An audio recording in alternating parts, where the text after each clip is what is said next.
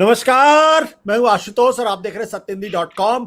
सत्यहिंदी.com के खास कार्यक्रम आशुतोष की बात में आपका स्वागत है। बातचीत शुरू करने के पहले दो छोटी छोटी अपील। पहली अपील ये कि सत्यहिंदी.com आपसे आर्थिक मदद की उम्मीद करता है, निडर, ईमानदार और निर्भीक पत्रकारिता के लिए।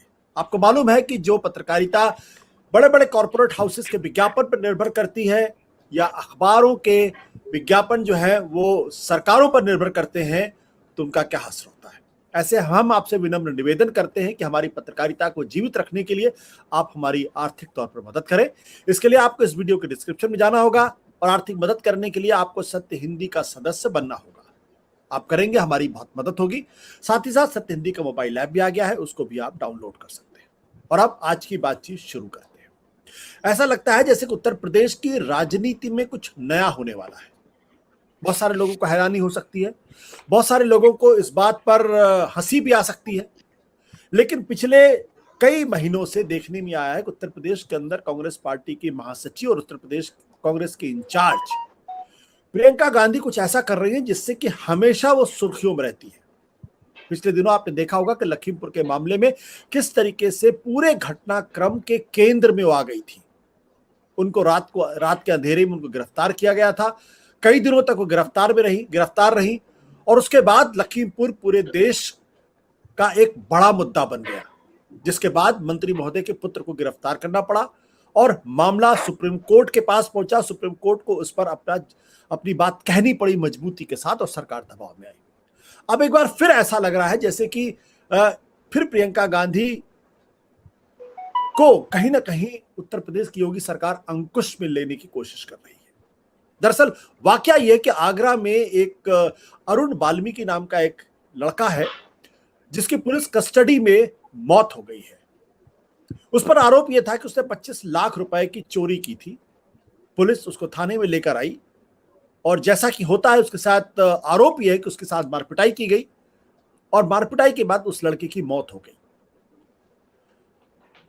इस पूरे घटनाक्रम के संदर्भ में खबर के आने के बाद प्रियंका गांधी ने तय किया कि आगरा जाएंगी और अरुण वाल्मीकि के परिवार के लोगों से मुलाकात करेंगी, उनको उनके दुख में वो शरीक होंगी। जब वो उनसे मिलने के लिए निकली तो लखनऊ के बाहर जाते हाईवे पर पहुंचते ही उत्तर प्रदेश की पुलिस ने उनको रोक लिया। न केवल रोका बल्कि उनको हिरासत में ले लिया और पुलिस लाइन में ले जाया गया। इस बीच न जाने क्या हुआ कि फिर उनको यह अनुमति दे दी गई कि अब आप आगरा जा सकती हैं और परिवार से मिल सकती हैं। सवाल अनुमति देने और न देने का नहीं है। सवाल है कि अगर कहीं किसी व्यक्ति की मौत होती है और अगर कोई राजनीतिक पार्टी का बड़ा नेता अगर उसके पास जाके सांत्वना देने की कोशिश करता है तो इसमें गलत क्या है, अवैध क्या है और इस आधार पर लॉ एंड ऑर्डर की स्थिति खराब कैसे हो सकती है। तो सवाल यह खड़ा होता है क्या उत्तर प्रदेश के अंदर जो पिछले दिनों देखने में आया है कि वहां पे लॉ एंड ऑर्डर का बहाना करके या लॉ ऑर्डर की बात को सामने रखकर नेताओं को पीड़ितों के परिवार से मिलने नहीं दिया जाता। और लखीमपुर इसका सबसे बड़ा उदाहरण है। उसके पहले हाथरस का मामला भी आपने देखा था, करीब कई महीने पहले की बात है। वहां भी इसी तरीके की पाबंदियां लगाई गई थी और नेताओं को वहां जाने से रोका गया था। अब सवाल इस बात को लेकर यह है कि क्या ऐसा आने वाले विधानसभा चुनाव के मद्देनजर किया जा रहा है? क्या प्रियंका गांधी सिर्फ इसलिए एक्टिव हो गई है क्योंकि विधानसभा का चुनाव लड़ना है और पार्टी का परफॉर्मेंस ठीक करना है? क्या योगी आदित्यनाथ की सरकार अचानक इतनी ज्यादा एक्टिव हो गई, पुलिस इतनी ज्यादा एक्टिव हो गई, किसी भी नेता को आगे नहीं बढ़ने देना चाहती क्योंकि उसको लगता है कि ऐसा ना इतना ज्यादा लाइमलाइट ले लो और भारतीय जनता पार्टी को नुकसान हो जाए? या ये सत्ता का स्वभाव हो गया है? और यह भी सवाल उठता है कि ऐसा तो नहीं प्रियंका गांधी उत्तर प्रदेश की राजनीति को बुनियादी तौर पर बदलने की कोशिश करी हो? कि पिछले दिनों उन्होंने 40% महिलाओं को टिकट देने की बात की है। लगातार जो दलित तबका है उसको मुद्दे उठाने की कोशिश कर रही है। लगातार उस सड़कों पर निकलने की कोशिश, जो काम अखिलेश यादव करना चाहिए, मायावती करना चाहिए, वो काम वो खुद कर रही है। तो कहीं ऐसा तो नहीं उत्तर प्रदेश की राजनीति में कुछ बुनियादी बदलाव है? ये 3-4 सवाल है जिन सवालों के मद्देनजर आज हम करेंगे चर्चा। और हमारे साथ कुछ खास मेहमान है। इस मेहमान का परिचय हम आपसे करा देते हैं। हमारे साथ उत्तर प्रदेश कांग्रेस पार्टी में जो मीडिया प्रभार है उत्तर प्रदेश कांग्रेस का, उसमें vice chairman doctor Pankaj Shrivastava इस वक्त हमारे साथ। और मैं ये डिक्लेरेशन कर दूं, डॉक्टर पंकज श्रीवास्तव हमारे साथ काम कर चुके हैं एक टीवी चैनल में। इस वक्त अब उनकी भूमिका बदल गई है। हमारे साथ भारतीय जनता पार्टी के प्रवक्ता अश्विनी शाही जी भी हैं, उनका भी बहुत बहुत स्वागत है। शीतल पी सिंह है और वरिष्ठ पत्रकार हैं, साथ ही साथ प्रोफेसर रविकांत हैं, लखनऊ विश्वविद्यालय में वो पढ़ाते हैं। हम इंतजार कर रहे हैं सिद्धार्थ कलहंस जी का, जो वरिष्ठ पत्रकार हैं लखनऊ से हमारे साथ जुड़ेंगे। सबसे पहले रविकांत जी, आपसे सवाल मैं करना चाहता हूं कि ये जो अरुण वाल्मीकि का सवाल है, क्या इतना बड़ा सवाल था कि उसके परिवार से मिलना एक अपराध है और उसको रोकने के लिए उत्तर प्रदेश की सरकार ने उनको पूरी कोशिश की प्रियंका गांधी को रोकने के लिए? देखिए, उत्तर प्रदेश में आज के हालात जिस तरह के हैं, और वो आप हाथरस से लेकर के और आज के आगरा को देखिए, लखनपुर खीरी की घटनाओं को देखिए, जिस तरह से पूरे प्रदेश को पुलिस स्टेट में तब्दील कर दिया गया है, और जो योगी आदित्यनाथ की ठोकों की नीति है, और जो उन्होंने कहा कि अब यहाँ अपराधियों की जगह नहीं है, मुझे लगता है कि अब पुलिस ने वो जगह ले ली कि जहां किसी भी व्यक्ति को कोई अपराधी है कि निरपराध है, इसका फैसला कोर्ट करती है। लेकिन एक दलित व्यक्ति को, चूंकि वो सफाई कर्मी है, समाज के सबसे निचले पायदान पर खड़ा हुआ समुदाय का वो व्यक्ति है, उस पर ये इल्जाम होता है कि साहब उसने थाने के भीतर से 25 लाख रुपए की चोरी की है, और उसे उसके परिवार वालों को पीटा जाता है।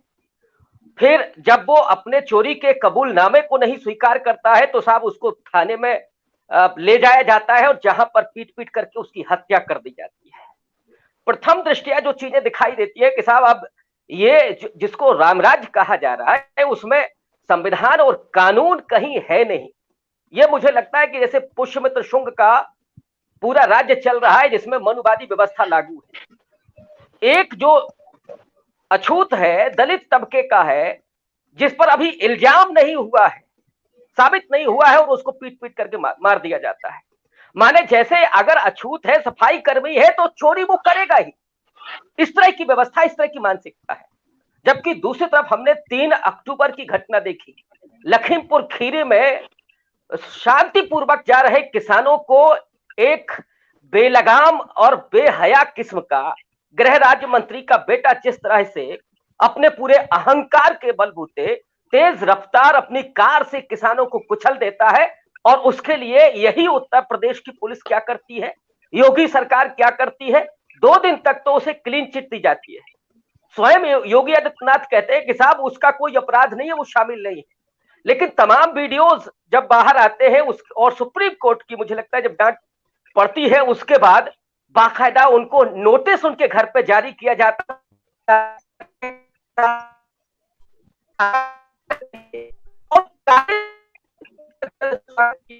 चाय नाश्ते का इंतजाम करते हुए पूछताछ की गई। अगर सुप्रीम कोर्ट का पहरा नहीं होता तो मुझे लगता है कि ये जो न्याय है सो कॉल्ड, मुझे लगता है कि संविधान में एक चीज जरूर है जो भारतीय लोकतंत्र में दिखाई पड़ता है, वो है सबका एक मत।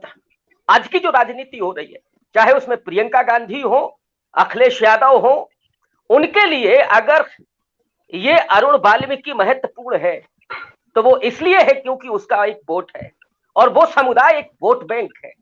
लेकिन भारतीय जनता पार्टी की सरकार ने उस पूरे न्याय को, समता को, बंधुत्व को, इन बाबा साहब के मूल्यों का गला घोंट दिया है।